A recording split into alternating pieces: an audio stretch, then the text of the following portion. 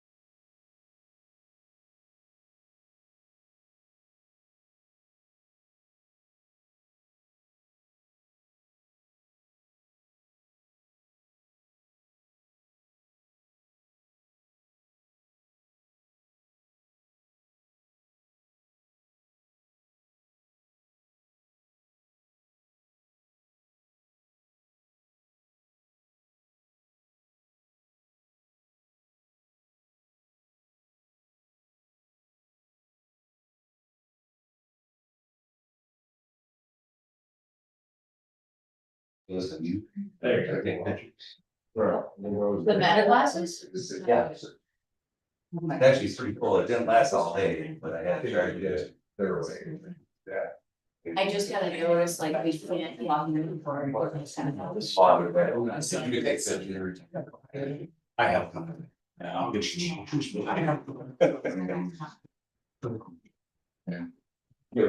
Yeah, you can say or whatever. At least do it.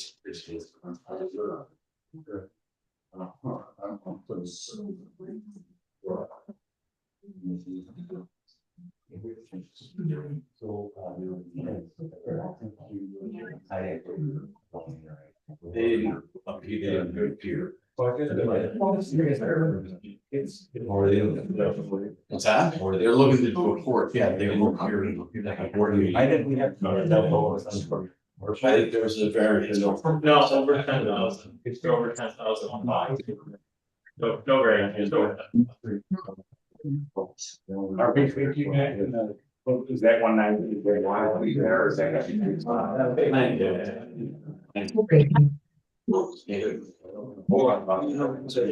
Yeah, see. So you think you look. Yeah.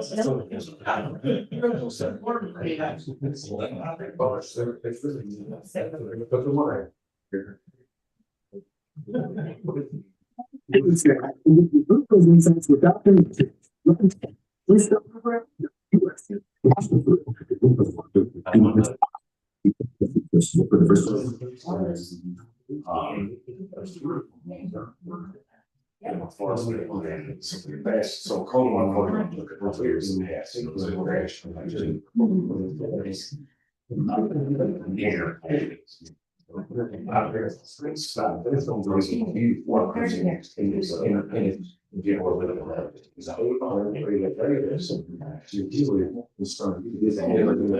Yes, somebody else.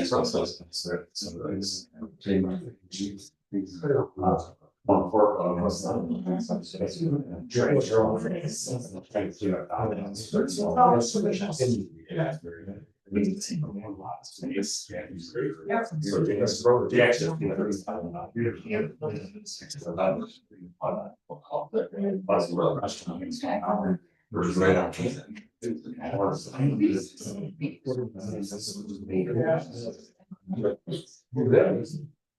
Okay.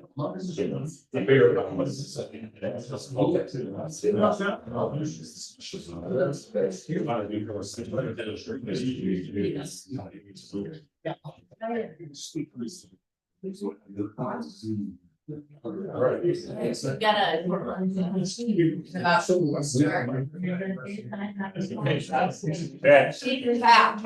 It's 3 weeks, right?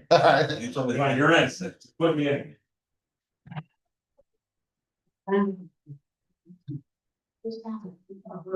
Welcome, everyone. We'll start the Village Source Point meeting.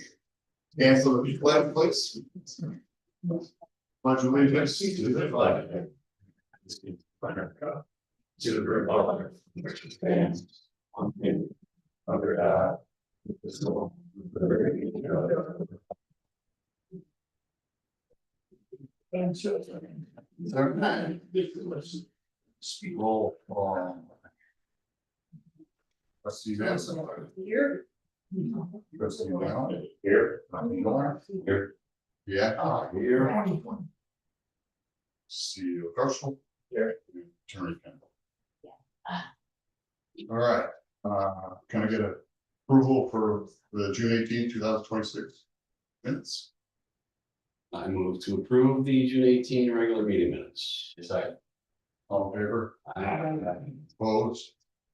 Carried. Okay. Reports. Thanks. I met with the Army Corps of Engineers to discuss the West Frank Wall to set up a date to meet the new commander, Lieutenant Colonel Aaron Anderson. We'll meet on, he's coming down the 31st for different communities for the introduction. The engineers are set to start the West Break Wall in July of 27 and complete it in that same year. That's the goal. That'd be great. In a different meeting, I met with communities of Huron, Rose, Sodas, and also with the MRB group, Wayne County Water Authority, to discuss a two-bay wastewater project that could impact our Sodas Point plant. They are looking into East Bay and Sodas Bay, Huron and Sodas residents hooking into the Sodas Point plant, and the Rose residents hooking into the Red Creek plant, which is currently servicing Little Sodas Bay and Port Bay. We plan on meeting every few months to discuss the next steps. So we're looking into districts for each community and EDUs, and they'll be reaching out to us about our plant capacity for the next meeting. So it's in the infant stages. This is probably a 5-6 year project. That's how long it takes to do something like that. Don't know which way that's going to go, but we're in the brainstorming piece of it.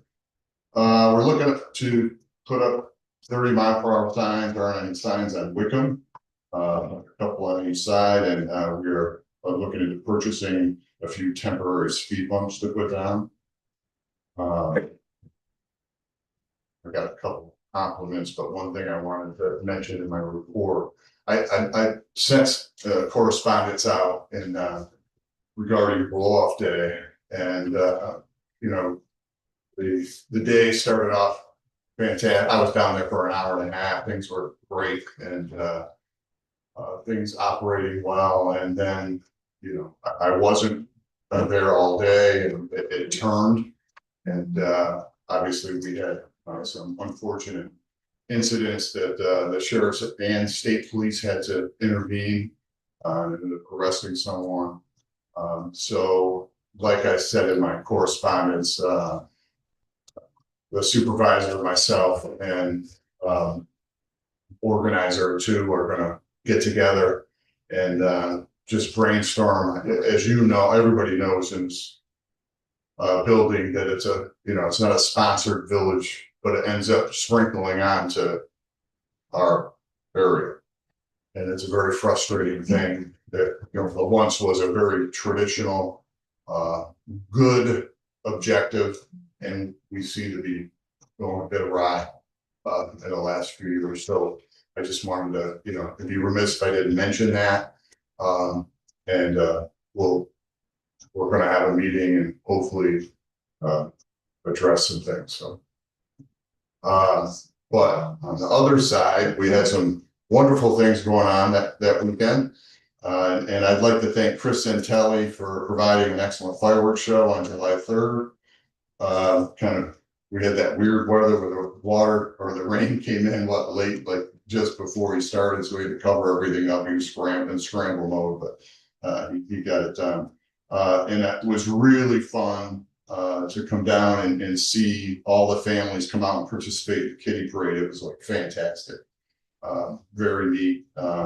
See the relatives come in and spend the weekend, whether they're with their parents or papa or Mimi, whatever. And I thought the 5K run was, well, you know, had good participation too. So it was a really, really nice weekend and enjoyed it. That's it for my report. Was Trustee Madison? The fire department, there were 7 calls since mid-June, including 2 water rescues. Another rescue involving somebody on land, a wire down, automatic alarms, and then there were 2 crews that stood by for the July 3rd fireworks. I didn't realize how many departments are involved standing by for us for the fireworks. Sodas, Wallington, Soda Center, Alton, North Rose, and usually Pulteneyville, but they were not, for whatever reason, weren't asked this year. They bring a boat in, so that's a lot of fire departments that help out with this. Yeah. So anyway. And I gotta thank Kevin for the inspection, because he's down there just before he has to inspect. Required to inspect, and then we have to do the fireworks permit to the Coast Guard and ATF every year. So there's a lot that goes on for it. There's a lot of agencies involved for it. Yeah, we don't realize how many. For the fire department, they've got 2 events upcoming, a boot drive on the 1st of August and an open house, also same day, and then their golf tournament is August 17th. The ambulance, for the month of June, they had 7 billable calls, 1 water rescue, 1 standby. They also purchased a new CPR, or not CPR, sorry, an AED machine for the community center. The one there was no longer, could no longer be renewed. They only last so long. It's an electronic device. And Michelle Kellett, who runs the exercise class in there, made a donation to cover the cost, the full cost of that AED. So we have a brand new AED and that's a good thing, a good place to have it. Yeah. Anyway, we want to set up a community meeting to discuss the future of the ambulance and medical services here in Sodas Point. There's a draft of a letter, it's not completed yet, I don't know, I was trying to pull you guys, I didn't I saw check to see if. Oh. The 15th to the 22nd. 20 seconds better for me, because I'm gonna be away. All right, can we say the 22nd? All right, so that community meeting will be Saturday, 10 morning, a.m. 10 a.m. at the fire, and we'll get that. There'll be more stuff coming up, the 22nd, okay? All right, recreation report, Mayor kind of covered most of that. There's junior sailing programs going on. If you're out on the bay, watch out for the little sailors. Music Tuesdays have been going really well. Every Tuesday, free concert in the ball field. The Willow Park Playground Group, at the last meeting, we were gonna take the lead, be the lead on that. That changed at the last minute. So they are the lead on that grant application. And they hope to hear back in August. There is another grant that will come up tonight, and that'll be on the agenda tonight. And the kayak launch is moving forward. The piece has been repaired, but it's not been put back into place. So hopefully by the next meeting, it'll be going. Yeah, I think. It wasn't in 2 hours ago. No. 1 hour ago, it's not in. I talked to John Stetzer, you're supposed to be on a track. It's not in. I just watched. Yeah, it'll be in soon. Yeah, just interrupt real quick. It's it'll be in there tomorrow. It's down there, stage in place, and we'll have it back in the water tomorrow. All right. Thanks, John. Well, that's it. Trustee Leon. I'm gonna read water on this water, John Woodland's on Zoom. So water meter installations are ongoing. We continue to address non-moving meters. All departments are pitching in to address maintenance issues and new water connections, which we have several. We are preparing for an upcoming inspection on July 22nd. Work is still being done with Elliott Engineering to finalize plans for a secondary feed connection on Margaret Road. Wastewater, our chief operator has been putting in extra time to maintain the plant with increased seasonal flows. It's been a tough task having equipment down for repairs for an extended period of time. The investments made are proving valuable, allowing us to operate more efficiently and reduce downtime. Our inspection by the DEC last month was overall positive. We've already addressed all the points that were brought up in the report. So, for those little add on here.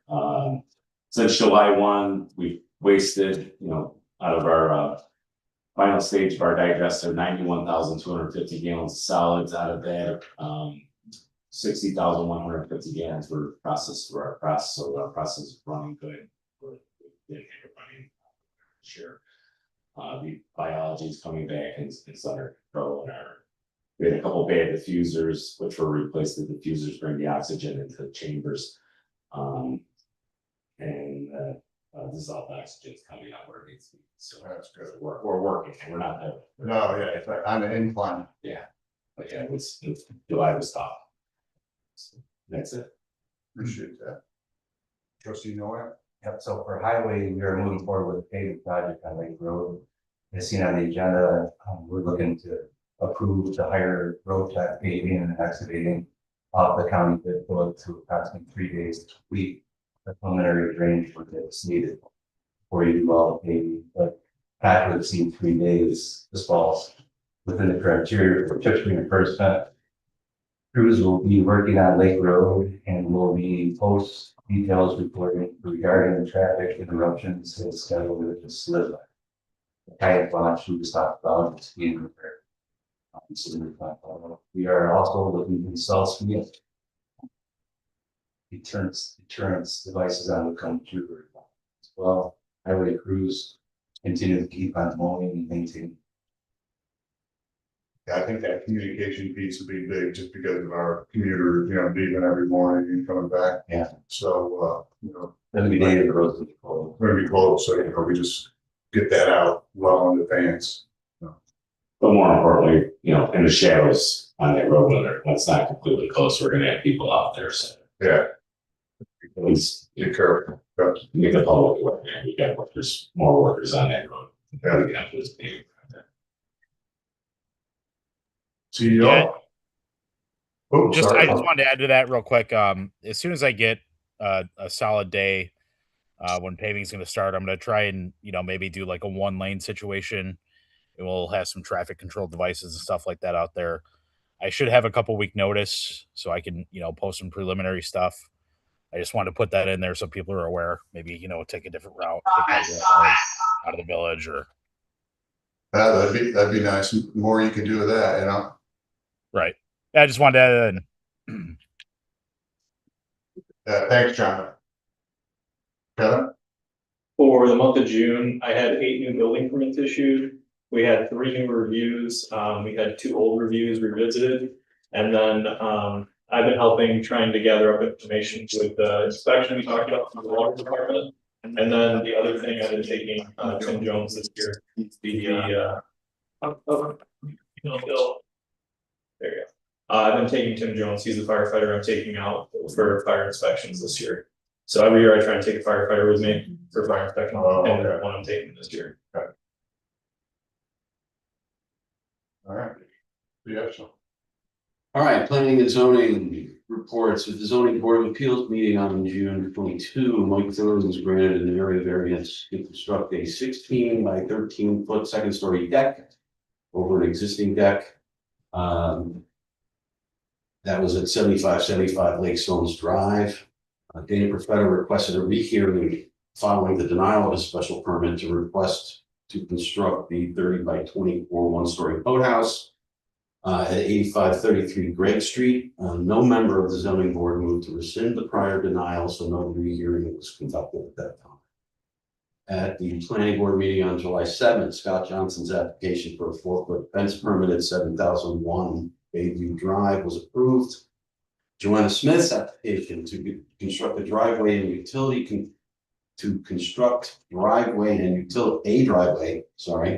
and utility connections per DEC approval for a future house and guest house for a property on Lake Road. There's no real address for it yet. It's between the Dinehart and Capizzuto properties. That was approved. Site plans for future construction of the buildings will be submitted separately. Maria Martinez was scheduled to present site plans for the review of a 12-foot by 32-foot front porch. Lean-to structure off the front of an existing structure at 8030 Lake Road. The applicant did not appear for the meeting, so it didn't proceed at that point. It's going to be rescheduled.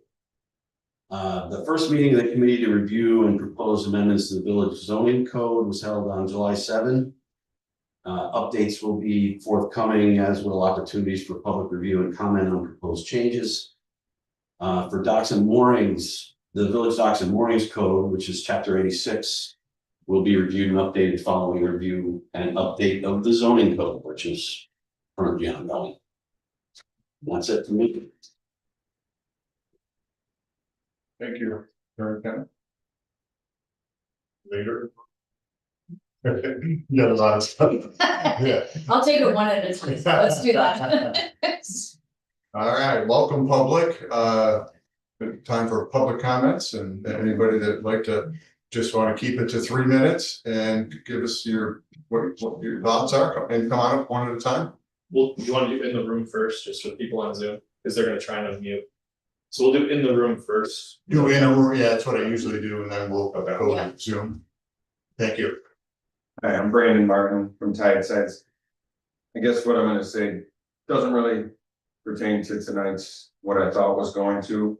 I want to thank everybody on the board for investing in the community. I don't normally come here, so I do appreciate you guys being here and taking the time. Nice to see Amy in person and stuff. I do believe that it's important for me, I was just gonna leave, but to actually talk to you guys about some of the codes or what I'm hearing or decisions that are being made, that have come to my attention about regulating different things around the village. It seems that, the town board is planning on or doing something with canopies or stopping canopies on boat lifts, and boat houses.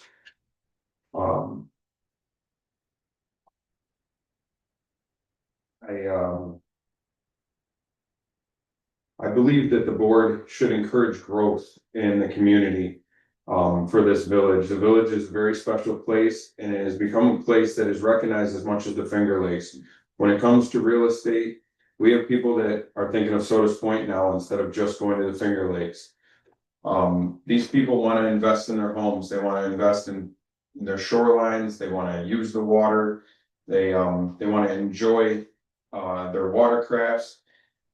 When it comes to the boating community on Sodas Bay, I install over $250,000 worth of boat lift canopies each year just on our bay alone. The people in the community want these products to protect their boats, their investments, and be able to use it. I believe by creating laws that prevent that also prevents future growth in our community. And it would deter people from possibly buying a home here or investing here instead of somewhere else, because they wouldn't be able to do them certain things. By building and updating the houses that have been here and down for generations, I believe, and putting money into the shoreline ups the taxes, it ups the people that come here, it ups the spending of the money without, not just on the shoreline. If you have people that are taking care of their homes and want to have boats and things around there, they're also going to be spending money around our village, which is also going to bring in revenue and keep us growing. When it affects, I don't understand regulating something that only affects something on that person's property. I know that it always comes up of a view, but I don't believe that looking across somebody else's property is that person's view. It should be the property owner, or if it is their view, the property owner on that particular property should probably take precedence over the person next door that's looking across their property. In every management plan, harbor plan, DEC, Office of General Services, everything states that water dependent activities take precedent over anything else. That would mean that a boat lift or something that happens to the boat should take precedence over somebody's view. You can have a view somewhere, but and really anywhere you can have a view. You can't have a water dependent use everywhere. And that's especially, I made a little thought, like, if you want to look at the water, you can go out on the lake. You can't really have a boat and do water activities or water dependent stuff on the lake. It's very difficult.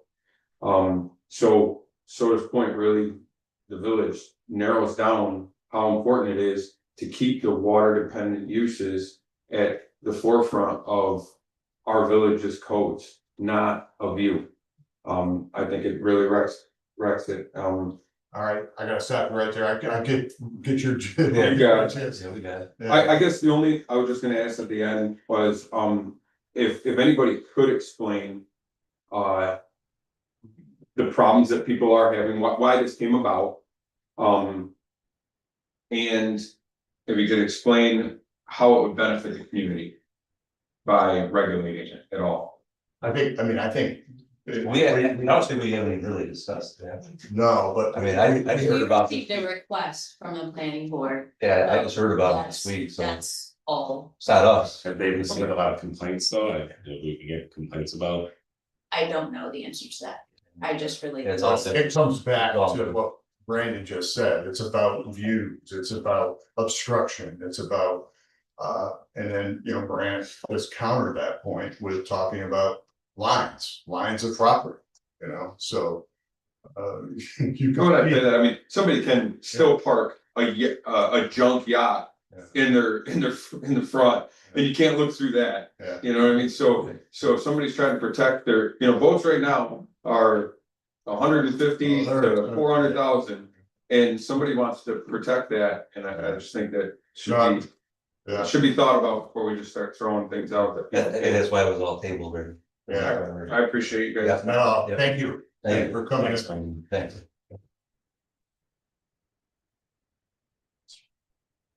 Good evening, I'm Lisa Schnepp, I live at 8183 Margaretta Road. I had a quick meeting with Mayor Nolan prior to the fireworks event. And requested that there be a trooper over at Harriman Park, and that did work.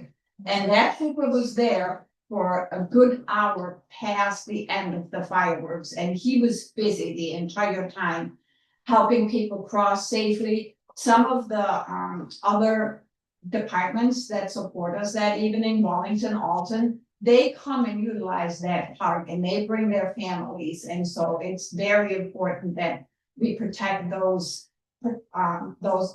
families over there, people crossing the street. So thank you for making that happen. And then I have a little right up here concerning blow off day, surprise. So I would like to address the most version of the annual blow off day, also known as Shit Show Day. It is my understanding that the event goes back quite some time and was started by local restaurant workers to spend some time with each other on the water and just relaxing and enjoying. It would appear that this year it has followed the script of previous years. Boats gathering at the sandbar, jet skis, floating devices, and or people without any of those entering the water from the county park. Loud music, beverages flowing, not all of them virgin.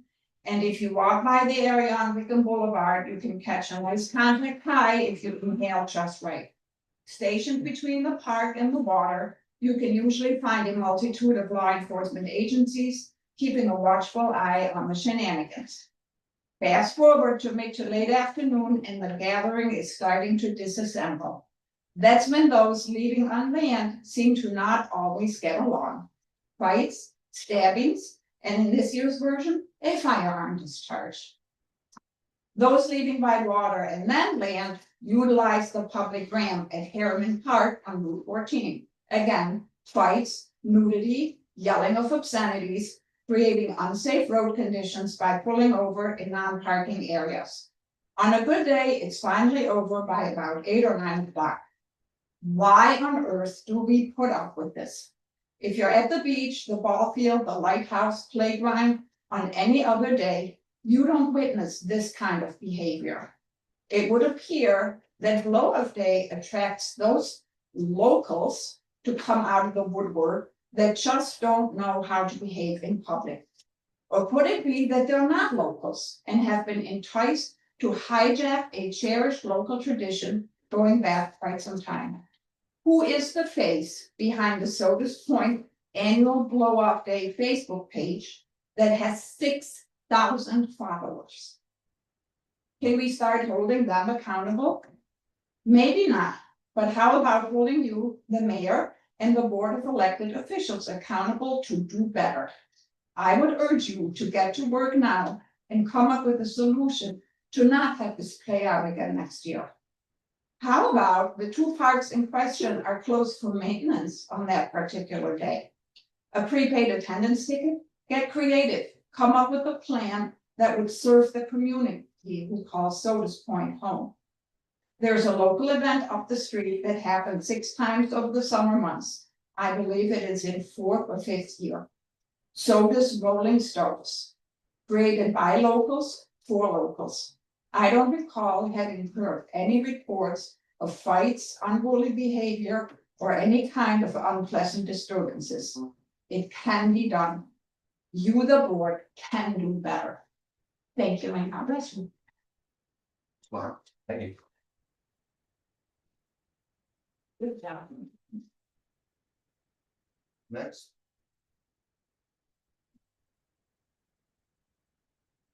Maxine Appleby, 7487 South Ontario Street. First of all, I'd just like to start by, I don't know who facilitated the boat fit or the kayak walk. Just bear with me, I won't mention. Who facilitated the fixing of the kayak launch. John, if that was you, I really appreciated anybody that was involved. I will tell you, people go down there every single day. And we have a kayak launch Facebook page, which has now been like destroyed with people posting negative comments on that. And so, all of you, if you have Facebook, go post some fives, okay? Because it will blow up the ones. Because tourism is really important, and that's why we put in that kayak launch, so. I had a couple other things I wanted to say. Views are really important, but I understand, you know, where Brandon is coming from. And that leads me into my next, concern. I'm concerned the planning and zoning board do not understand the LWRP to begin with. They never have. I was on the planning and zoning board both. And I was then secretary to the zoning board. I served on the LWRP committee since Mike Sullivan put me on it when I first moved here 17 years ago. Decisions are being made. I realize they're going to go out to the public, but there's nobody representing the LWRP committee on this committee. And not even Sharon Lilla. I mean, Sharon Lilla is intimate with the when the, you know, she was head of planning for the county, and that's how it all began. So at the very least, I believe you need a public ad hoc person or somebody from the LWRP committee that has worked on this. I know myself and the committee and Hazel, Penny, myself, Sharon, we worked on this for 7 years already. And then I worked on it prior to that for 10 years. So I would like to see, I'm sorry, there's a lot of angst in my voice. I don't mean that. I would like to see somebody, either myself or Sharon or somebody from the committee join your group. The planning and zoning board has never understood. And when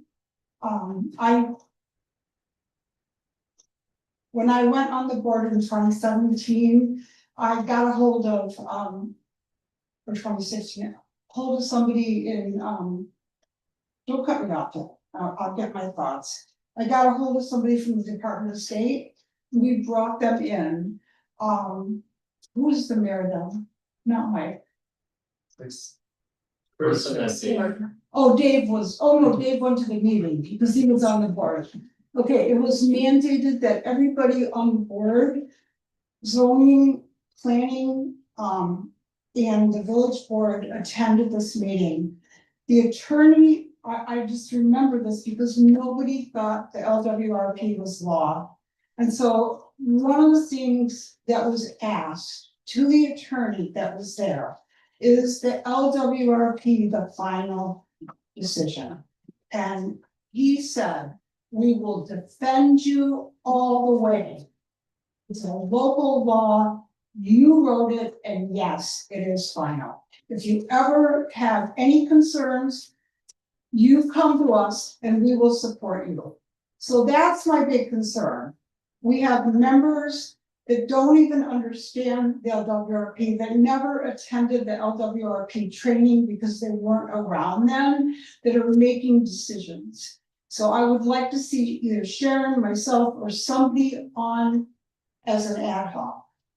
That's all I have to say. Sorry, my voice is. It's okay. Anyway, thank you.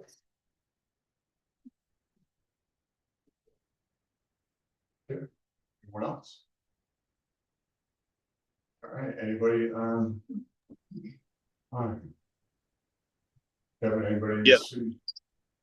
Yeah, Matt Garino, 8528 Greg Street. I sent a letter in to the board today, basically, explaining and say, you know, hold on, I'm driving, so. I wrote to you guys, I was expressing my concern for the frustration with the current property management laws, the maintenance laws, as it relates to commercial dumpsters. The past year, I've raised these concerns with members of the village board, the code enforcement officer, the planning board.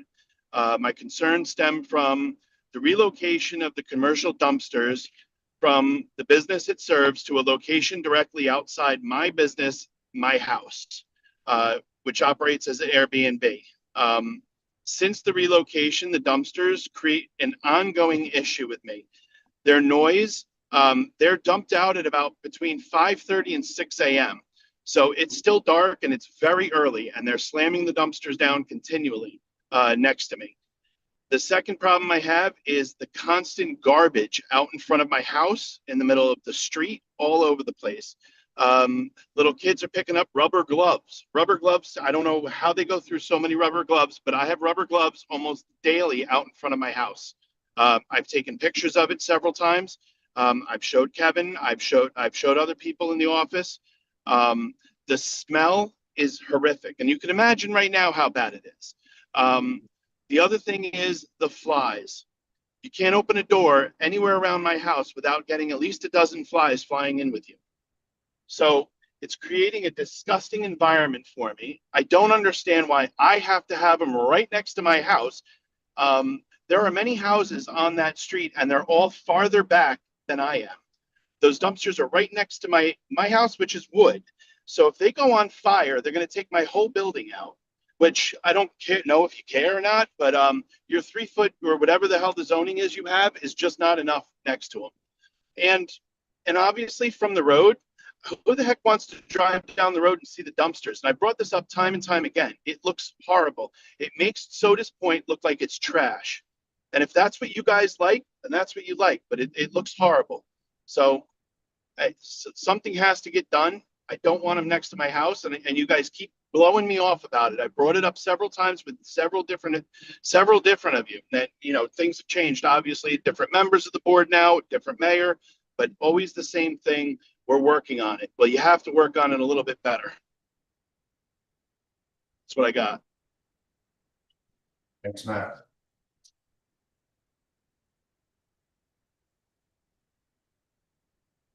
Anybody else? Can I just say one more thing, but I guess I didn't close the deal. And that's terrible if I'm the salesperson. So the question is, can we get somebody from the LWRP committee to be a liaison to your committee reviewing the code changes? Yeah, we will make that determination tonight, not that we can't, brainstorm and take a look at that and then throw that off somewhere, but you're not gonna hear that. Okay. General I'm sorry, manager, yeah. general manager, you're not gonna hear that close tonight. Okay, thank you. Maxine, do you know that they still offer the LWRP training still? Yes, I do. Okay. Yeah, you can go to the LWRP training, through the Finger Lakes, I forget, Finger Lakes, I don't know. Everybody gets a flyer. The village gets flyers, right, Tracy, and then you pass them on. You don't get them anymore. I'll look into that. Okay. I'll look into the training and Yeah. see if we can have at least one member on each board to Yeah, do it. that would be good, and then, anybody from the LWRP, from the Department of State, they'd be happy to come down. I mean, they were thrilled that we were interrupted. I'll look into it. Thank you. I think I'll go. Okay. I was on the fence. Bill Sealing, I live at 8244 Lake Street Extension. It's the little fixer upper at the dead end of Lake Street, all the way around the work. There's a bed and breakfast past Airbnb or something. So the garbage can issue that I heard Matt talking about is kind of my issue, but a lot less passionate. People in Airbnb just don't know when they're supposed to be bringing their trash cans up, so I end up with trash cans in front of our house all week long also. Now, I called my my good friend Kevin, and Kevin said, we're working on that, the planning, but you gotta come to the meeting. So I'm here at the meeting because Kevin invited me. I think you took care of those people somehow. I haven't talked to them, so if they did something, it's on their own. Okay, well, dependable is a different day than waste management, so Yeah. one neighbor uses waste management, another neighbor uses dependable, and I at least finally know which day is which now, so I can shove the cans out of the way if they're there in the wrong day, but I'm very interested in hearing how you wanna manage that, because it's definitely an issue for us. Otherwise, cannot say how much we love being in Sawyer's Point, we just love it. Thank you. Thank you. Okay, go on with new business. And good segue. The thing is the Grafton Law Enforcement Policy Draft.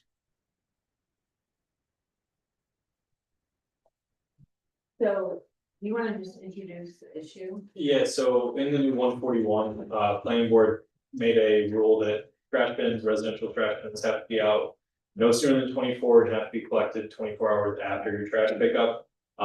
The town of Sodas, just like their court, just like with a lawn letter, they won't take an appearance ticket as something that can be remedied that quickly. So if I send you a letter violation for that, and then I send you an appearance ticket, under discovery law, my deposition, everything will be on there. You have 30 days, so within that 30 days, if you just pull your bin back, the court would be, they would just, you'd be fine. So that's not gonna work. So this, Amy and I have developed something that could potentially work. This enforcement program would be what we wrote up here, and it would have a nominal fee, it'd be $30, I think that's what we put in there, each time that the bin is pulled back. The first time you get a letter, just like what we do for lawns, you get a letter the first time within the calendar year. The second time, we don't warn you because you've already been warned once. We just have someone, be a contractor or a village employee, they go in, they pull the bin back and they leave it where it's supposed to be left, up against the house, somewhere that's noticeable. And then we charge you $30. Still working out billing to see how we bill. I think it'd be twice per year, and then it would get re-levied on your taxes if you don't. Well, this is typically, I don't wanna assume anything, but typically, B&B. It's Or- everybody. I Is it wish you more could than lump that? it on one, but it's not. You can't single out Airbnbs. It's kind of everybody. Okay. You see it up in the You did. Yeah, and it's the tricky part with it right now, is sometimes, you know, green cans. Their pickup might be Monday or Tuesday, and then if they don't get a crew, that gets pushed off till Wednesday, because we're kind of end of the line for some of these companies. Unfortunately, that's nature of the beast. If we go move them back, that they're gonna have to fight with the trash company for the fee. That's not on us. So this is a program we're trying to figure out how to tackle it. Unfortunately, I'm getting complaints from residents on it, and it's in the book. If I get a complaint, it's in the book. I have to have an answer to it. The answer is not appearance ticket to the court, because the court will just throw it out. So this is the solution Amy and I came up with, and I just need to know if the board supports it, or if they don't want me enforcing this. I know, I do it every day. I mean, when it's that comes out, you know, and it's viewership. I mean, it's how you view the village.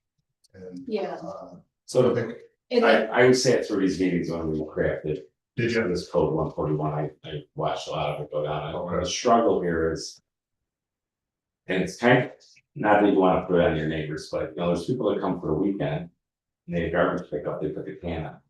So they either have to like be super friendly with their neighbor to get their neighbor to bring it back in for To them. do it, yeah. Okay, and then, so that's one element. a lot of the stuff, Second Street, there was a couple of our short-term rentals and, one neighbor in particular was very vocal about this and she did have a problem. I mean, there was just always dumpsters on the road, And, there's been talk, we have like 7 disposal companies that service this little thing. So I mean, we've got garbage trucks on our streets daily, and they're heavy trucks, and it's not doing our infrastructure any good, because our roads were not engineered roads to handle the loads that these garbage trucks are bringing in here. And which brings up another thing, it's like, do we put our garbage out to bid and have one, put it on the taxes and have one garbage company that's just coming through town once a week, so we have garbage cans one day a week, garbage trucks one day a week. It sounds great, but that doesn't work for everybody either, because it's a resort community, depending on when they're here, but it still doesn't solve the problem. The guy leaves Sunday afternoon, puts his garbage out because it's not getting picked up on Wednesday. And then he might put his can in on Friday when he comes back, or she, whoever. So it's challenging, and I really think, and then the downtown, so there was 2 issues that this became part of the recent code. One was that factor, and the other was downtown, just tight quarters all the way around, and people would, here we are, we're walking down Main Street, and by the way, thank you for getting the gardens cleaned up. And it would just smell like garbage for going to these bars and these restaurants, and because there's nowhere for them to put their garbage out of sight, you're walking by dumpsters down our main business district all the time, and it was awful. So we were trying to screen the dumpsters, isolate the garbage, do a better job. And we had a proposed solution to do a central compactor in a little parking lot, or a self-public parking lot. I've heard 2 conflicting stories. I heard one that we didn't have enough volume to get a disposal company to make the investment in the infrastructure, where just all the businesses were gonna bring garbage to a central location. I always thought that we should put pads up at the DPW, whether we had one collective dumpster per community for the businesses, or we each have our individual dumpster. There, we escort our garbage up there to keep it from downtown, keep it from smelling, it's away from houses and everything else and people. But with the volume of some of our restaurants, it's a major lift for them, and everybody kind of owns a pickup that owns a restaurant down there, but again, it's like you gotta cart all this garbage, half a mile up the hill. That being said, I think the law in general is just kind of gonna fail. Because, as much as we try to fix this, it really comes down to neighborly. It's like, with our short-term rentals, if we have someone in there for a week, let them know, hey, Wednesday, can you please roll them out to the curb? And then, we advise our tenants, or we'll go do it ourselves, but. Or the cleaning lady, or. Well, yeah, but the cleaning lady's not coming midweek, they're coming on Saturday and changeover. Maybe the Airbnbs, people could pay the dumpster provider to go up to the house and bring it out. Again, it's like we got 7 companies who's using Hulu, some people might be every other week, some people are some week, but. Well, I mean, I think, I think there's a lot of issues, like this policy is really focused on one issue. And that is like residential garbage cans, and can village employees pull a garbage can back from the public right away? That's what this addresses. And then what does Kevin do? And the answer in this policy for us to discuss is, Kevin, the first time it happens, like obviously we have to document it, so we're about to find people, because the law says, you don't follow the zoning code, you get fined, or you whatever. It's like long. So he needs to have some way to enforce it and some plan for doing that. So the idea would be you send a letter at least once every, the first violation of a calendar year, you send a letter. There's no fine. There's like, hey, remember, you have to pull up your garbage can within whatever it is, 24 hours. If they, the second time a village employee sees it out, pulls it back, takes pictures, tells Kevin, like between Kevin and Tracy, there's a fine placed, there's a $30 fine. Okay, And so, you know, the option is we have no enforcement mechanism for this law. And Kevin continues to get complaints, and we don't have any way of. So it's like paralleling the law in this situation. Yeah, no, this is based on the law. It's like, what is Kevin's process to enforce this law? Okay, Lawns right now, right? right.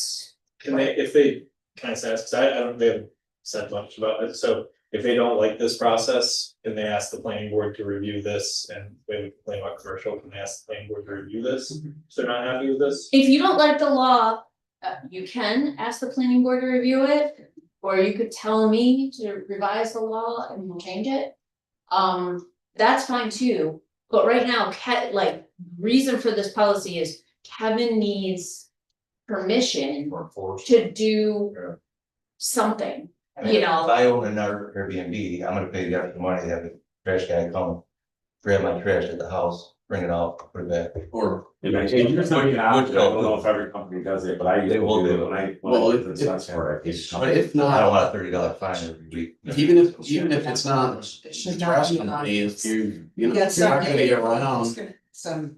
We are not. I think we gotta review the law. I like to go with this process. I don't like putting it on any municipal employee out, you know, it's not really. You know, we should, it's a big. The village got a Sure. Yeah, I don't think that our BPW guys, no, should have to be. Okay, then we need to change the law, Yeah. because right now Kevin has to enforce So those. you have to change. Well, if somebody calls, right, and then he goes and sees it, takes a picture, and then you know people are violating. So we need solutions, so let's take it back to planning. Anybody's got a solution, let's throw the planning and see. I don't think it goes to planning, right? This is ours. Unfortunately, the way it's, your code book has it that all provisions have to go to planning. At their plan. Have to go to planning. They draft that we approve it. And then you. guys Well, can- I mean, honestly, that's like, I don't know if Amy, she. Sorry. What do you think? I mean, Yeah, Kevin like, drives by they- and sees the thing, but that's. how do you know it's been out there that long? Delegating your authority to the planning board, and I just think that's loud. So I think we probably have to change that too. You know, how are we gonna know if somebody drives by that thing's been out for 24 hours? So. You here's know, the basically, thing. are you saying we have an Five or unenforceable six law companies. that this that's pretty much what we're saying. Can I ask her one question real quick? Yeah, So there's 5 or 6 companies. So I'm just gonna take notes. No, You know which day it is, you have to know, it's really micromanaging.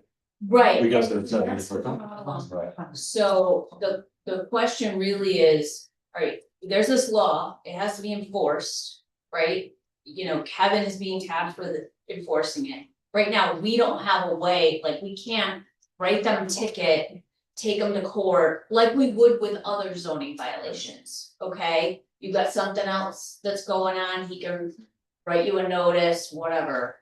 But the trash is it's such a short turnaround time that we need a process, right, to allow him to enforce it. So if your decision is somebody takes a picture, it's, you know, it needs to be taken back and it wasn't, right? The other option is we get that picture, we just fine you. Nobody takes it up. But if they come in here and start arguing, they're, oh my god, it was only 23 hours. and- Exactly. You know what I mean? Right. You're gonna say, well, that's not right. You know what I mean? It's gonna be, Really wanna do that in our. I think we should send a letter out to all the residents. And express that they have a responsibility for the train. Yeah. That's, Yeah, that's already the case. Yeah, but maybe I gotta read, But I mean, that's, explain it to. Yeah. Some of this has Yeah. been like contention between neighbors, with the Right. rights. The laws is, you know, neighbors being a rude. Can we send a letter out to everybody saying this is Well, gonna be we a shit should- road, so can we? Is being neighborly. Yeah. yeah, Yeah, but Well, just be nice, that's- you know, we yeah. really, if we could be neighborly, oh, someone's garbage cans out there, you know where it goes. Is it alright if I take your garbage back and you're gone? yeah, I mean, my It's neighbor. gotta happen. For me. You guys have that's- So can I answer this question? The way the code is right now, I don't have a way. Not just Kevin. So we're just trying to, I think we should just. So we drafted it, Let them. this law was an unenforceable law from the word go, it was a fail. Well, I don't think that's necessarily true. No, I just don't It's have just- a solution for now. I think we should just make people aware they gotta take their. containers. But- Like me, I can't leave it out more than a day and a half. So I'm gonna start, now I know, It's just like our piss brush. people off, I wanna, I mean, we have. I'm gonna, it's like trash cans as soon as I get home. So So, what's our solution with the commercial dumpsters and what? That's different, that's not Let's- this. Yeah, let's just stick, I agree that that I has. think we just let people know that they're responsible. And then, We're gonna create, but you the know, it's problem is, 23 hours and you gave me a ticket, you know what I mean? So it's, you're gonna. Right. It's gonna be more a grievance where it's been sitting there for 5 days. Well, yeah. 7 days. But like people from Airbnb will probably have to realize they gotta pay money to have the dumpster place. Right. Come and pick it up and bring it out and then do that. They're gonna have to pay like $10 more a month. Isn't it just that? And they can do that. okay, Or I think the bigger. I think we should let people start your comment. Well, they're not that gonna have. If they we pay a little would bit more money. they could just take a picture and find them. that's the That other would option. encourage them rolling them back or talking to their neighbors. Well, that's what I'm talking to saying, their we make garbage them aware. people And roll it back. Make them aware that this is gonna be an issue, that they need to take care of their dumpsters. You know what I mean? It's just- I think we need to first do that. Well, That's I would fine. say, But then when that doesn't, Yeah, then what do we do? that's what this is. Yeah. Oh, it's gonna be, well, I was hanging out then 23 hours and you wrote me a ticket because, you know, right, it's gonna be. Well, Then you're gonna get the people to say, I'll pay the $30 a week fine through the summer. right. You know, they'll pay the 300 and But they'll pay less if they have their place. it doesn't fix the problem. We used to have, at our subdivision we had, they backed down our driveway for the 4 houses. We paid extra. And it was great. So, you know, I mean, so we didn't have to bring them all the way to the road. and back. Yeah. So they. So we make that a requirement of our law, if you're not gonna take care of your own garbage, you have to pay your Yeah, there garbage. you go. That'd be good. Yeah. Or it's a somebody free. make some. Make somebody, a friend, a neighbor, you know, whoever, Which is gotta be fine. responsible. But But you still have to have an enforcement. Yeah. Right, Yeah. there's only something enforcement in it, it says, if you don't comply with this law, the CEO, blah, blah, blah, blah, blah. Okay. Part of his enforcement mechanisms don't work in this situation. So. You know, we'll do whatever you wanna do, You have to have a guy it's out just you there gotta think timing about all the money it's through. been- But you're only gonna get, where this is gonna become a problem is if they're doing it and a neighbor says, I'm sick and tired of seeing or smelling that garbage. And then they talk to Kevin and it's not like he's roaming around every day of the week to see whose garbage. Well, that's what I'm saying, let's make That's people not what we're aware. doing. How many complaints have we had Tell them that they So can. far, I've had about 7 or 8 sent. for the summer or the? So Yeah. we sent out a notice trying to see if we What about could that? just kind of get a temperature of it, and I've had about 7 or 8 since that, and we sent out, Tracy, do you remember when we sent out the notice? Was that 2 weeks ago? Maybe, well, it's for trash, I think it was last week, wasn't it? was it last week? So since last week, I think I've got 7 or 8 between Why, water. it's in the busy time of year, yeah. Yeah, Once this gets, if there is, a hand slap or a $30 fine or whatever, and maybe we just do the fine. And people will be like, okay, I'm a little motivated, I'm gonna talk to my neighbor, I'm gonna talk I to would the still like to garbage be aware. pickup. So are we gonna put the dumpsters on rollers You know, too? this is. The dumpsters roll back away so from the dumpster road? pros with that is that and they have to pay that. Yeah, let's talk about, that's Alright, so- kind of separate. No, that's- Do you wanna try it? There's residents that try their dumpsters Well, I don't know. that are right near. You can't really just implement Okay. it without somebody. So the guys with the big truck come in and pick up Yeah. little dumpsters. It would be nice to have a truck. You know, they're probably, Just to see how much chaos it's. Yeah. People- Yeah. so there's a, Nobody you know, here- those here as well, but so.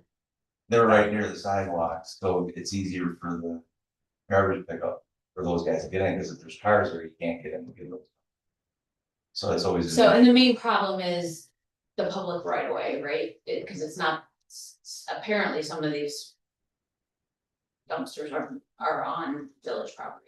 Well, So the they're right point near the is- sidewalk. The point is they need to be moved onto their Further own back. property, like away from village property, right? You're just talking about the residential. Residential. We're just. Yeah, how they have those. Yeah, No, no, little dumpsters with. But we do have several commercial Guys come in dumpsters and that pick are 'em up. right away permanently. well, that's different. Yeah, that's. No, Yeah, in residential neighborhoods, we have commercial dumpsters in residential. They're not huge. But that's not this. It's just- Well, no, it is. It's this on a bigger scale. It is because they're the. No, I just wanna, like, I'm not saying that's not a Not the problem, owners. but let's put that on the, we gotta put it on the agenda. Right, and To this talk is, about it and Why so, don't we just make people aware right now? Send a nice little letter out there. well, that, wasn't that just? Just- done? That was done, So do you want something, that was done. do you want something for commercial too? Cause Well, I wouldn't say commercial, but I was saying like Fitzhugh Street, you know, Kennedy's dumpster sitting there, and then we got one on Margaretta Road, and then Gary's got a multifamily property on the corner of whatever. Main Street, and I'm just talking about those three dumpsters and there were commercial dumpsters in a residential neighborhood sitting in the right of way or close to it Yeah, in sight. They're close to the, yeah, right. whatever you guys want us to do, Seven. we'll do. We will, this will all. I'll do we, whatever you want. you know, the point is, Kevin needs direction on how to enforce this. So whatever you tell them, we need it in Send letters to writing. people and say, please, you know, Can we send out a weekly plea or every 2 weeks throughout the summer here of find out who the resident pleading to is. be take good leave, neighbors rather and than- be neighborly? It's like- It's not like I No, can't, it's like, I have, Well, yeah, like, I can't, so like, with my job. can't say nicely to somebody. No, unfortunately, if it's either a violation or it's not, it's gotta be black and white. It has to be black and white. You can just say. Yeah, I mean, See, you can't I- not enforce. Well, we can just have them one nicely, person please move their dumpsters. Yeah, Once, and then. Yeah, the first time Just it's, keep an You eye know, on it, yeah. you keep, which I think it sounds like we've done. If we so the send them first time he this- sent the notice, I haven't sent direct notices, not in the process. What we did was we did the public announcement where we said, hey, this is what the law is, please be observant of it. Okay, And now I just wanna know. Publicize that. Which may not be totally inclusive. I mean, it's We did on Facebook. whoever's on it. We did Facebook and we did our e-blast, I think those are the two, so So it's maybe not everybody saw it. yeah, it's probably You know what I mean? 800 people are on our e-blast. I think, But not. How many are actually? Says to eat both. Yeah. either of I those. mean, but do you wanna spend the money to mail them? Existing law or a proposed? I don't know, I think it's. It's a little of both. That's what it sounds Well, it's a, You know, if I get a letter It's changing the from the existing board, law. everybody, you know, that we're, why don't you pick up your trash, I think I'm a. Even now, I my trash out, cause I know I'm offending people. So, you know, thank you guys for telling me that. It's an enforcement issue. That's what it comes down to. Excuse me, can I, How we gonna? can I do speak? No. And let's, no. Right, the time for public comment is over, and so I just want Well, us to decide, I'm sorry. awesome. I had something to add to what I was saying before. I had something to add to that I was saying before. You know what, I Yeah, wanted to the invite the public comment trustees period down is over. to- I'm gonna ask you yeah, to just please. warn and then I can mute, you have to Yeah. warn. The public comment period is over, the trustees are discussing the issue right now, I'm gonna ask that everybody not comments right now. Okay, so the issue on the table is this, you know, we had to come up with some plan for enforcement. It sounds like, you tell me, we don't wanna go with this plan that we spent hours on. But that, and that's fine, but. What is the direction to Kevin and Tracy on enforcement of this? And it sounds like we've sent a notice via electronic means. The next step would be if you wanna send out a notice to individual homeowners, that's. An expense for the village, right? That's the cost of postage, that's the cost of time to do that. If that's what you want to happen. And then see how that goes, And then we can. that's fine. No, you're but gonna get fined if We you need to, don't follow these rules. yeah, and so if you wanna do a village-wide mailing. You need to authorize people to spend that money, right? So you need to How much are we go, looking at? The I have no idea. 900 residents, or 900 times. Let's go around, let's go How around. many days goes? But for the efficiency's sake tonight, let's go around the room real quick. What do you think? Trustee. I'd like to see that we move forward with some step that we can do something with this law. It's a law that sits there. that we're dealing with tonight. And it may be that that's not the village job to pull back garbage cans. I think, you know.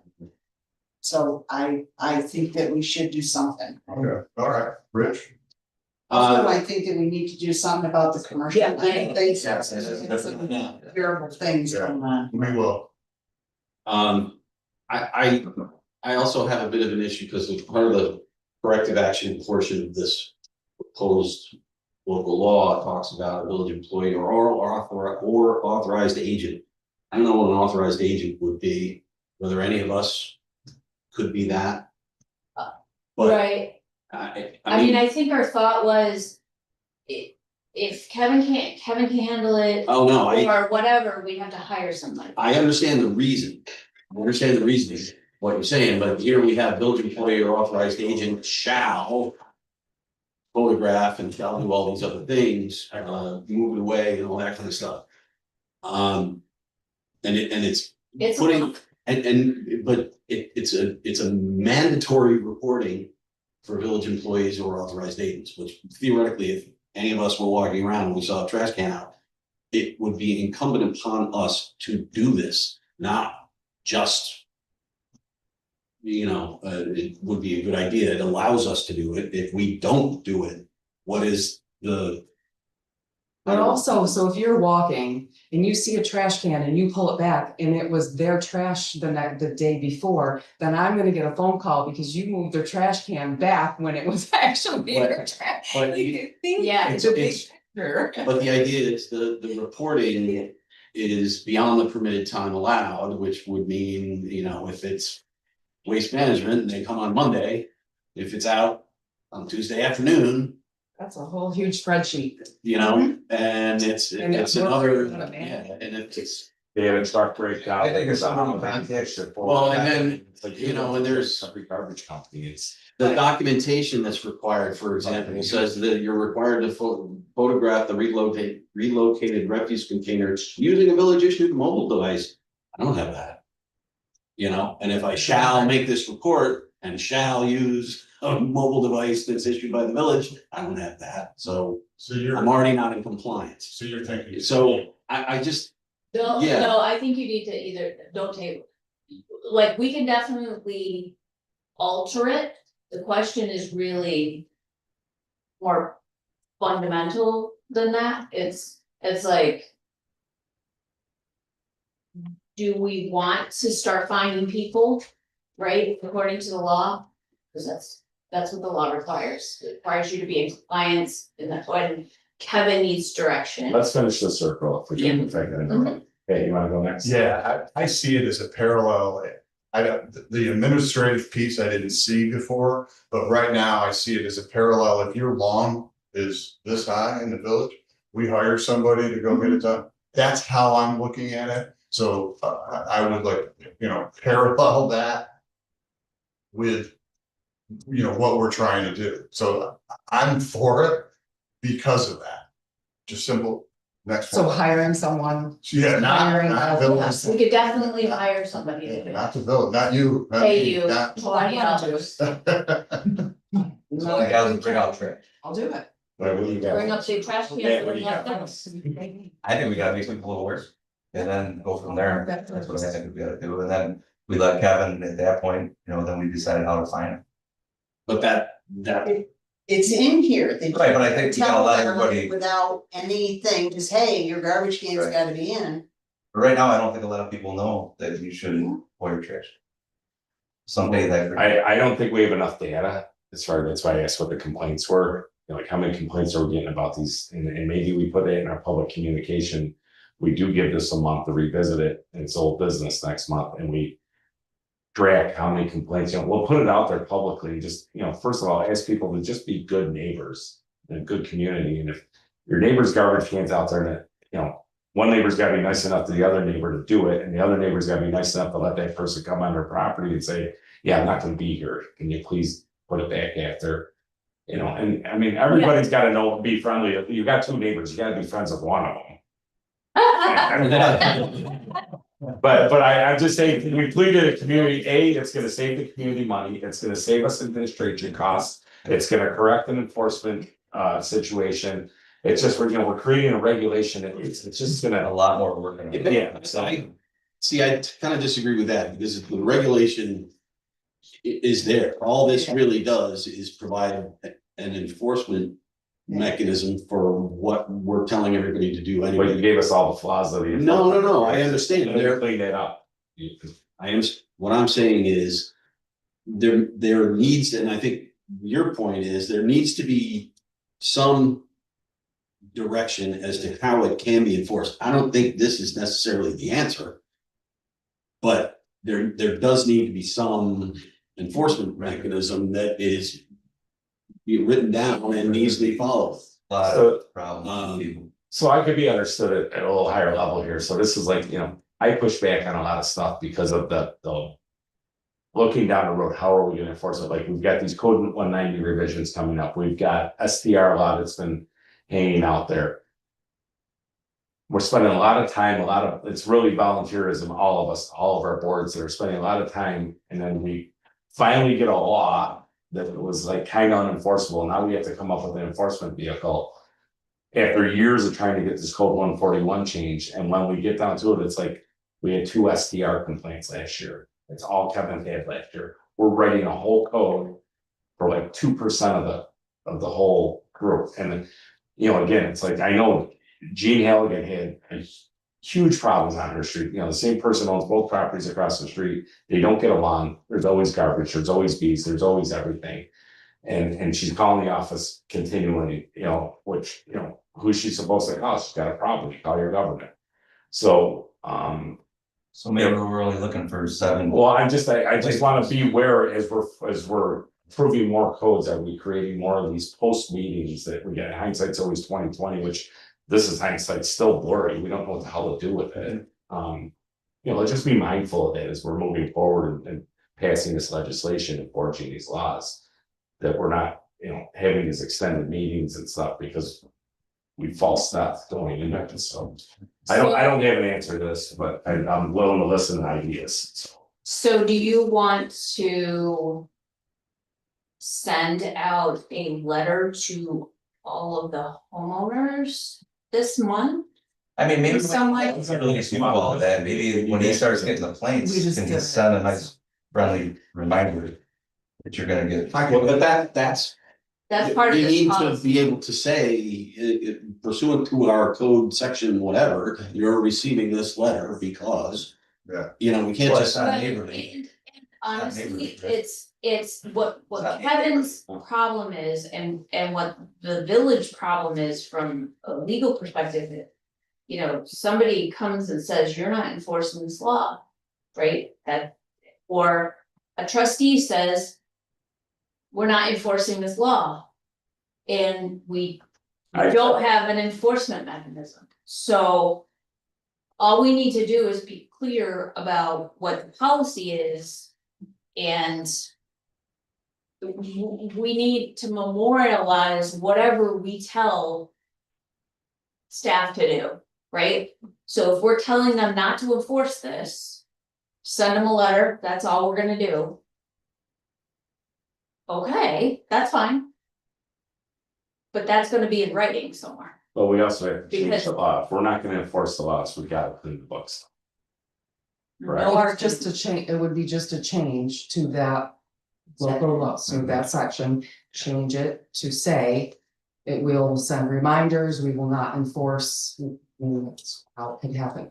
But we still have, But there's- still have a lingering problem. There's problems. Yeah. I don't think it's gonna be, 100 incidents a month or something, I really don't. I think I think, I'll just speak from my perspective, like.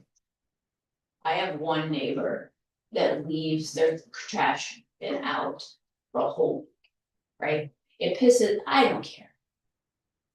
The whole rest of the neighborhood is pissed off. Not because it happens every week. And it gets real old, right?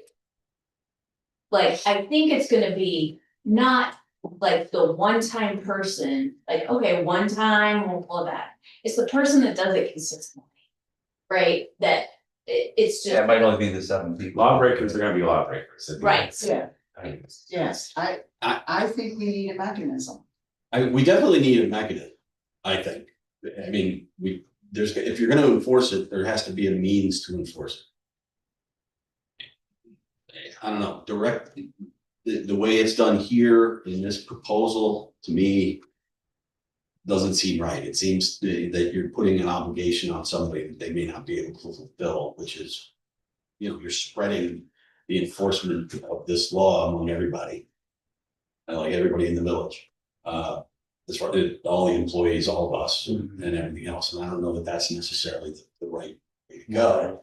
If there is a complaint from a resident that's done in writing and is, subject to some of the things that we're talking about here, I don't know.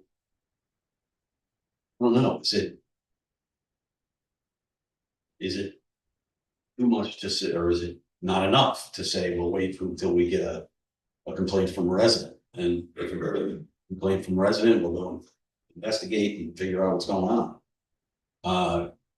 that's an option. It creates contention, at the end of the day, the code's supposed to be non-emotional. If you've got a signed written complaint from a neighbor, now you just created a form between the neighbors. Whereas. The code is not emotional to say. No, but if code enforcement is just doing the job, which is code enforcement, which, contention comes with that, because that's the job, you're the enforcer. These are the violators. But having people tattletale on each other back and forth is just like. But so then that doesn't help community. Well, that's already in the zoning law, like Kevin, under the state law, actually, Kevin has to accept complaints. About all of the zoning laws. Yeah, but what he's saying is people people come in and they don't want to write down something. Oh, stamp no, this the all- complaint, all this. and that's, They don't wanna do that. yeah, absolutely. And so that's why we put in this policy, Is that they foilable? had to sign it.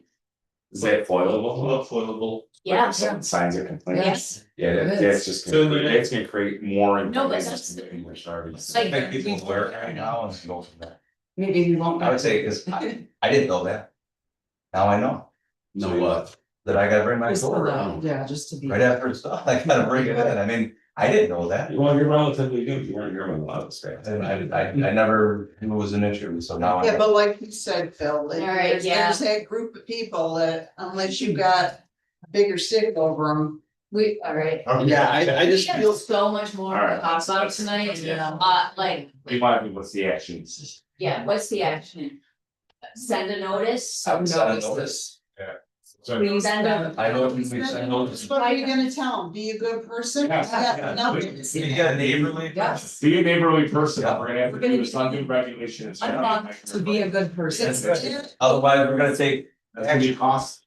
Otherwise, we're gonna take some action. $750 at least to send that out.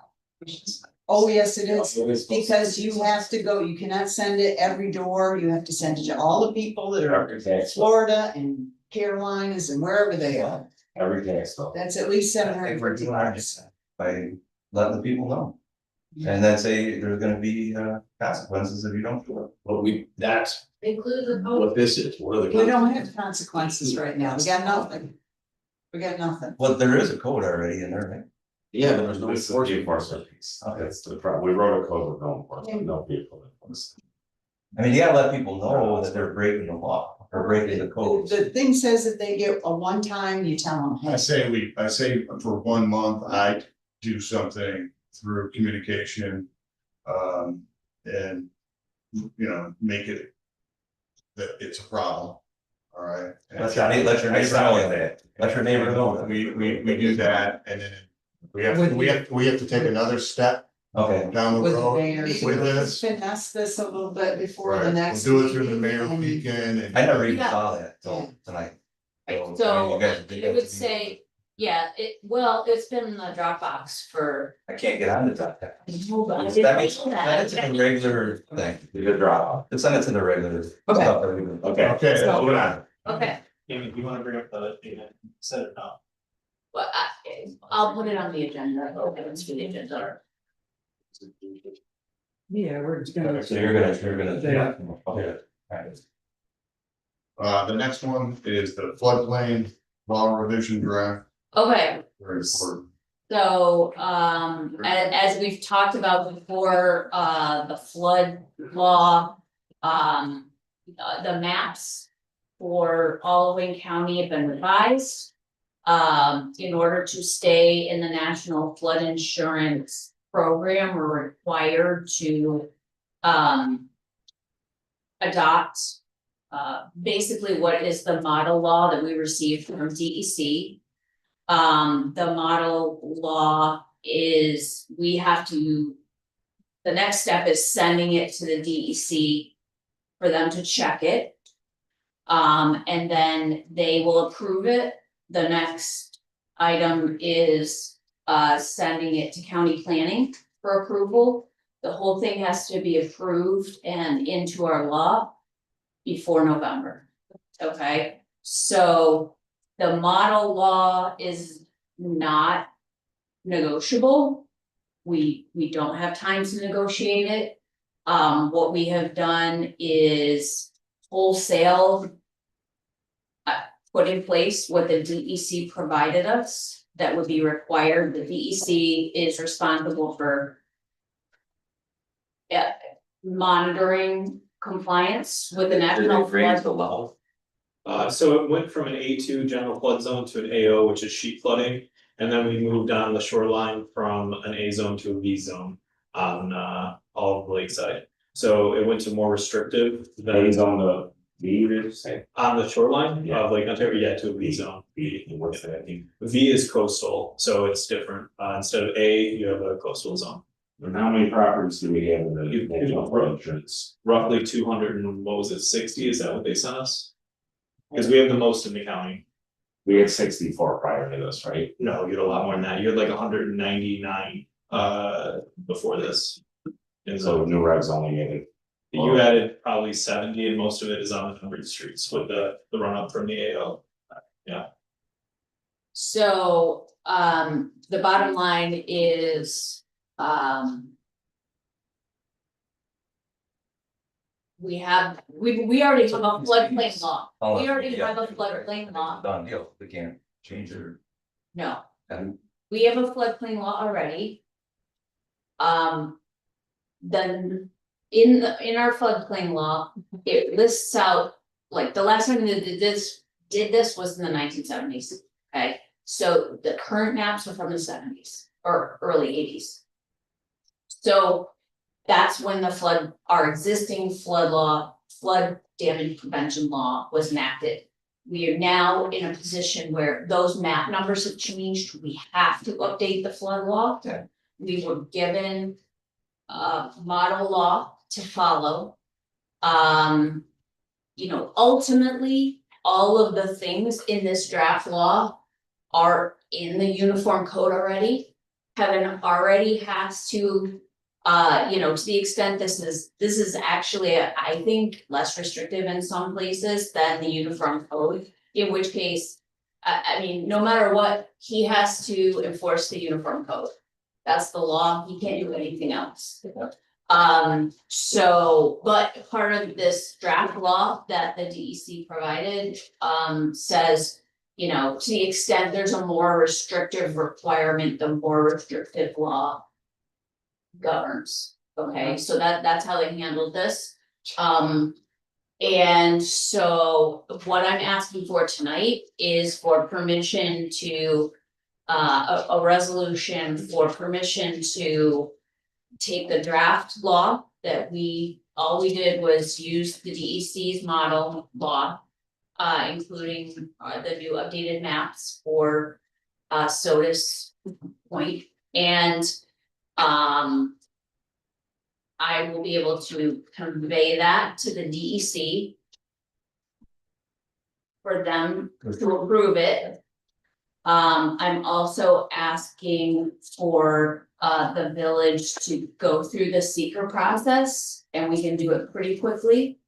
Kevin and I were at the meeting with the DEC and the rest of the people from the county, and they basically said, there's no adverse environmental impacts associated with this law. I've drafted the seeker forms, it is just enacting a law to allow us to basically continue in the National Flood Insurance Program. And then, and it goes to, your ability to apply for grants and that kind of Did stuff. we add anything to it specifically, so this point? The only thing I did to that law is I took out the definition of title, because we are under New York State law, the title waters are in Long Island, on the Atlantic Ocean. So that I only took out one definition. So And you need a motion and a second from us, or? yes, All right, let's- and I'll just say, so, if we could just run through the seeker Sure. part of it, the way I filled it out is, and we've done this before, is, will this law have any significant negative adverse impact? So that's for all of these questions, significant adverse, there may be a positive environmental impact, but as long as there's no negative environmental impact. So first is impact on land. Would there be any adverse impact on land? Construction, physical or altercation of land? I answered no. You agree? Yes. There is issues with the dune project, and I know the dune committee, so is this gonna affect their ability to modify that dune? Impact on geological features. So a lot of times these seeker questions, it's for, you're building a hotel, right? So what are the impacts of building a hotel? Here, the action is enacting a law that applies to everybody, right? So there's no actual physical construction thing that's happening, right? So that's how I've answered these questions. Is there a potential, is there a impact on geological features? We know, formally, we're not right now. The two. R two? Yeah. Two. I can move over there, you got news? Yeah. I can move over then. That's okay. I'm good, I can. Well, I'm just gonna read it. So the number 3 is impacts on surface water, would the proposed action affect one or more wetlands or surface water bodies? Again, it's local law, I wrote no. Okay, impact on groundwater, would it result in new or additional uses of groundwater? No. No. Okay, you know what, I'll just read it, I'll say what I said, if anybody disagrees. Yeah. Say, impact on flooding, the proposed action may result in development on lands subject to flooding. Just no. Impacts on air and climate, I put no. Impacts on plants and animals, I put no. Impact on agricultural resources, I put no to that. Impact on aesthetic resources, I said no. Impact on historic and archaeological resources, I put no. Impact on open spaces and recreation, I put no. Impact on critical environmental areas, I put no. Impact on transportation, I'll just say, impact on transportation, impact on energy, impact on noise, odor, and light. Impact on human health. Consistency with community plans, meaning it's not consistent with land use plans, all of those I said no. Consistency with community character, again, I said no. I'm meaning that it is consistent with community character. Impact on disadvantaged communities, I said no. I will say, just so you all know, in the state database, the village is considered part of a disadvantaged community. So to the extent we're applying for grants and stuff, we need to keep that in mind. Okay. Future physical climate risks, no. That's it. So if you agree with that. Yeah. I thought our income threshold wasn't that, like some of these grants, like Sharon Lewis said. Yeah, we checked the. From the economic standpoint, we didn't qualify for some of the wastewater. And water. Yeah, I think- For the income Oh, threshold. well, that's the income threshold, but. As part of the whole community, you're in a map, like on the DEC's website, and it includes all of Sodas. Oh, okay. All right. That's so it's fine. So Right. it's different. Yeah. So so just keeping that in mind, whatever. So I guess we need a motion to. Prove everything you said. So. Yeah. Accept the full environmental assessment form. Allow the mayor to sign seeker, determine that there's no significant adverse environmental impacts and that a negative declaration be prepared. Allowing me to forward the draft law to the DEC. And once approved by the DEC, forward it to the county for county planning board. Is that, Motion is so is that what prove the, everything she said. you said most of it, but you didn't have it didn't say all of that in here. All of- About you doing, so you don't have to put that part in there, just that your wishes to comply, the seeker, type 1 action, seeker. Yeah, it is a type 1 action, which means under normal circumstances, if there were any significant adverse Full environmental, okay. Yeah. Has reviewed that adoption of local, so this is, because you're adopting local law. We're not adopting the local law So, yet. We wait, can't do it. So what you just did for a motion, I don't have in writing, right? So. No. I'll write it down. I'll make that motion. Okay. I motion She to- said it very well. Yeah, absolutely. To be transcribed. But yeah. I second. That's one motion for all those things. Everything. All in favor? Aye. Opposed? Carried. So you're So gonna, Matt and Rich, right? Yes. After Rich. You say that right? Fine. It's fine. I motion, she motion. I don't care. Amy, anything else with that draft? Now. Okay. All right, next on the, another seeker, Willow Park seeker review.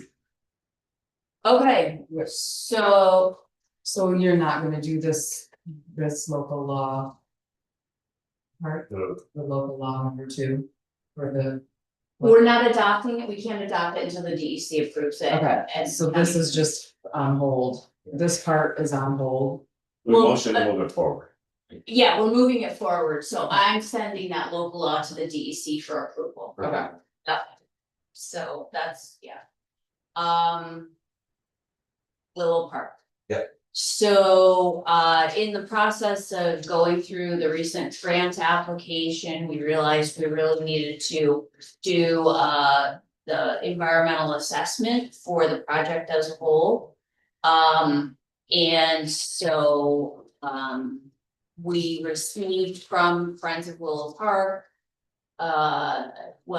I prepared and they signed the short environmental assessment form for the project that we've been discussing and applying for grants for. As part of the most recent grant we submitted, we committed to doing seeker this month. So, again, I'll go through the short environmental assessment form. Basically,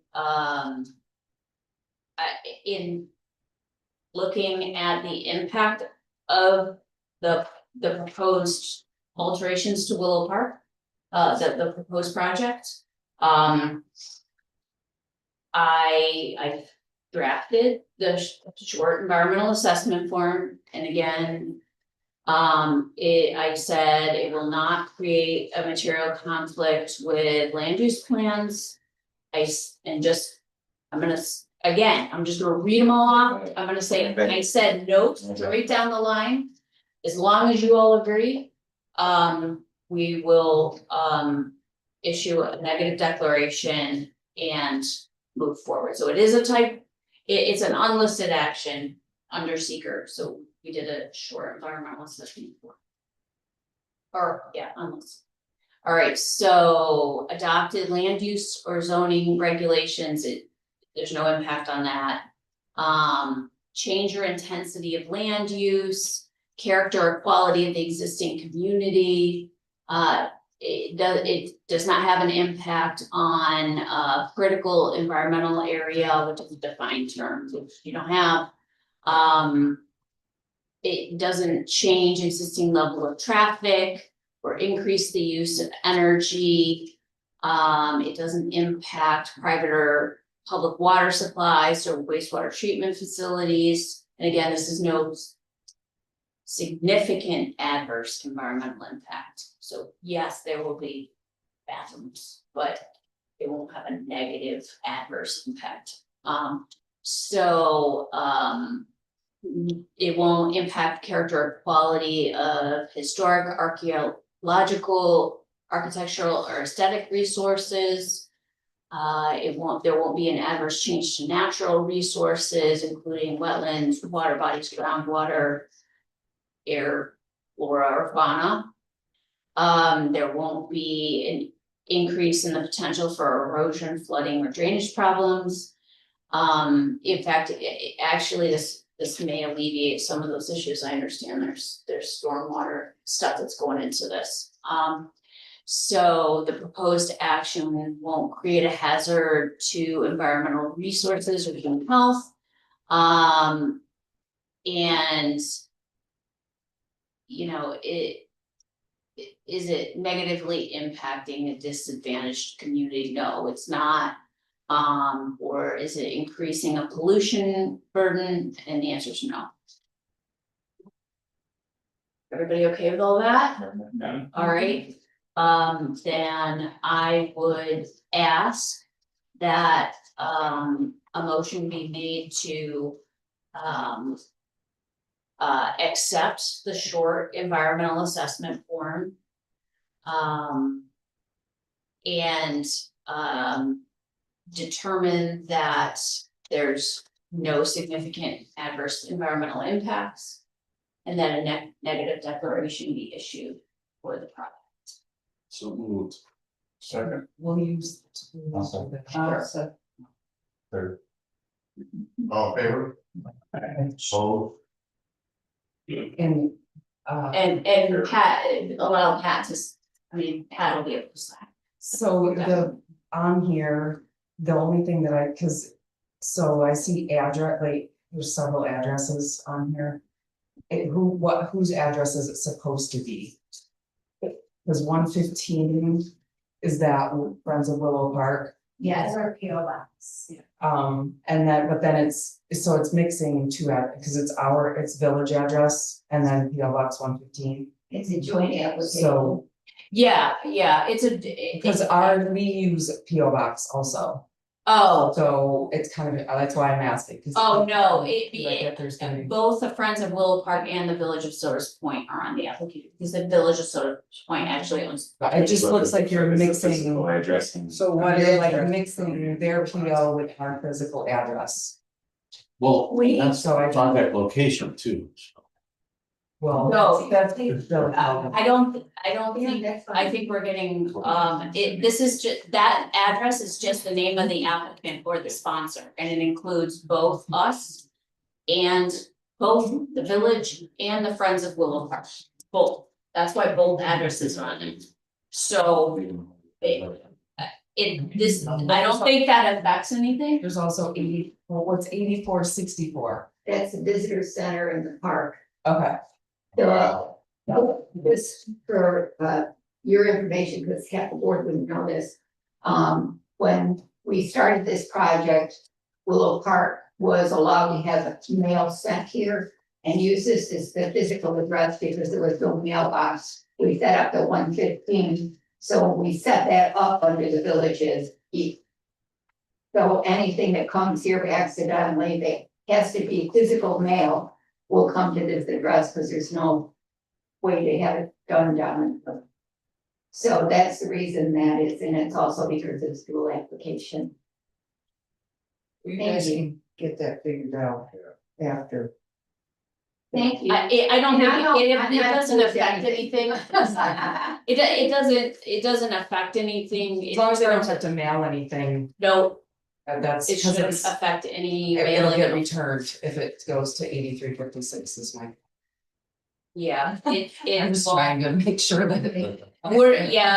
this is just for the environmental review. I'll, and then we'll go from there. I'm sorry, did we make them? Yeah, we're. Yeah. Okay, all right. I'm the next thing. Willow Park, the addendum to MOU for the grant application. Okay, still neat. Still you? Oh, yeah. So, there's an opportunity for the Friends of Willow Park to apply for another different grant.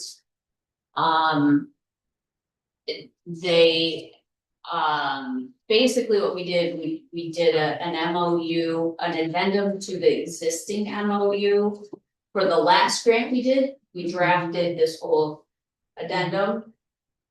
I changed that existing form to put in this new grant. Okay, so this addendum would be just for this new grant application to allow them to move forward with that.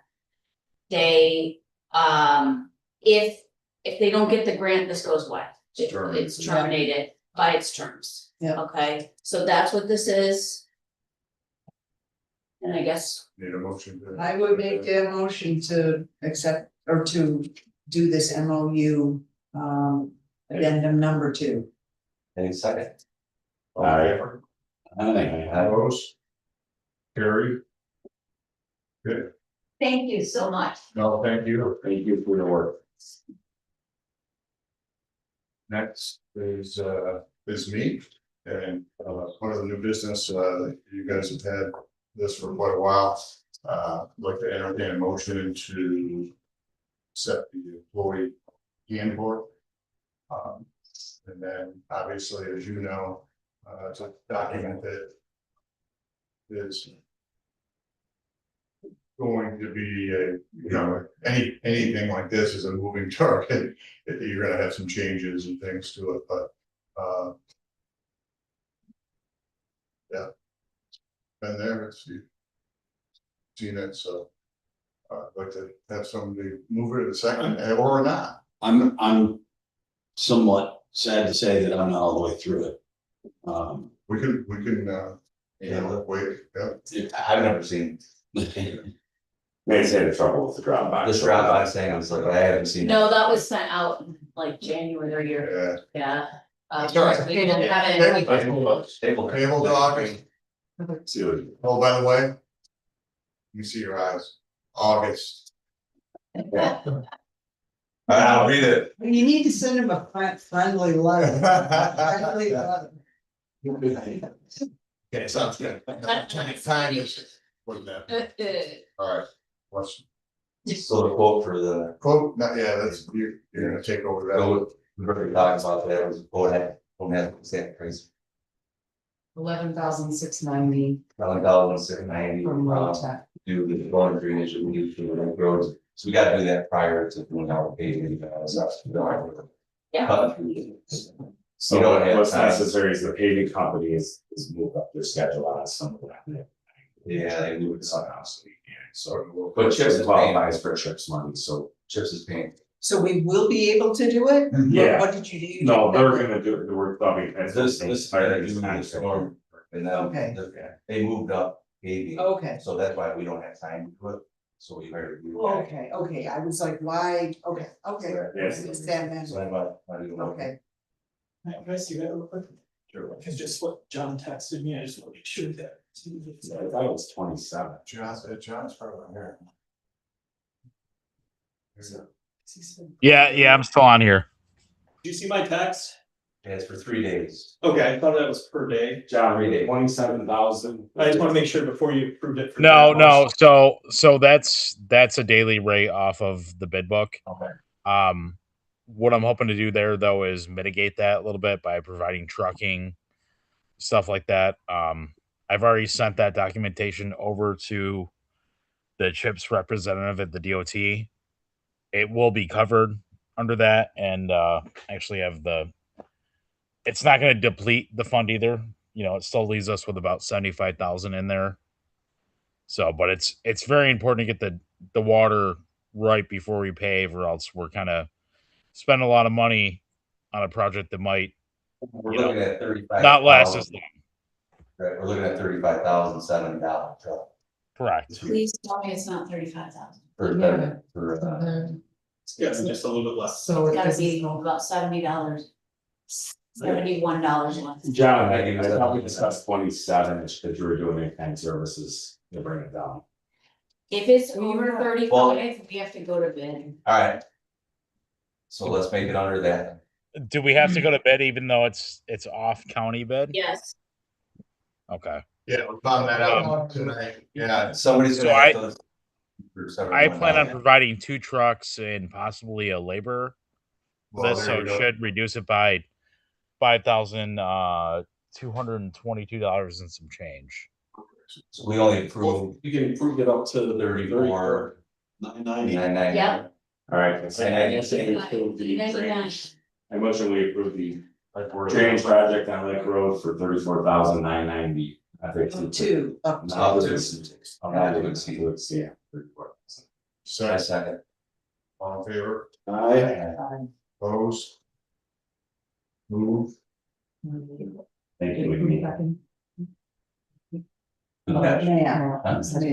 No, second date, right? I did. Okay, yeah.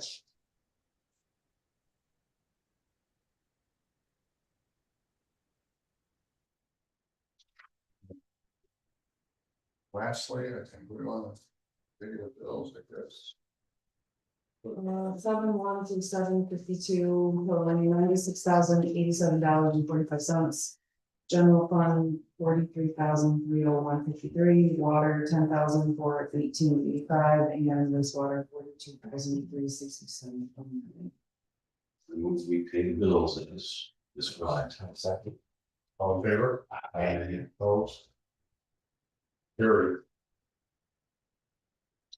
All right, I think that concludes, I feel bad that we spent so much time on the trash bin wall, but, it's kind of troublesome, but I think. Maybe troublesome lot. I think, yeah, so I think communications for that. Can I ask you a question? You said that the lady keepers keeps it out every week for somebody to get her. So what is your count?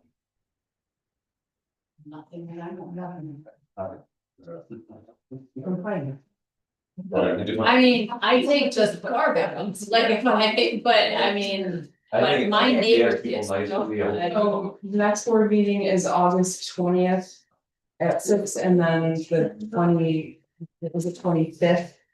No, 22nd. If that following Saturday is that ambulance meeting. Yes. Which, 1 second. Yes. all right, so I have put on the items for the agenda, the Dropbox for next month. Employee handbook, Yeah. commercial trash. 2, right, commercial. Spell trash 2. Residential, Oh, that's much of it cheap. Yeah, the whole issue. We want to cover one by. commercial, these are separate things. After he sends out some notices to people and. Yeah, we still have to figure out. Let's send it around home and then. Okay, so if there's Are you sure? I have this still on. Do you want this on or off? Do you want? No, we did not. I just want. Can we adjourn? Okay. It's up to you. All right. Motion to adjourn. Second. All right, all in favor? Aye. Nice job.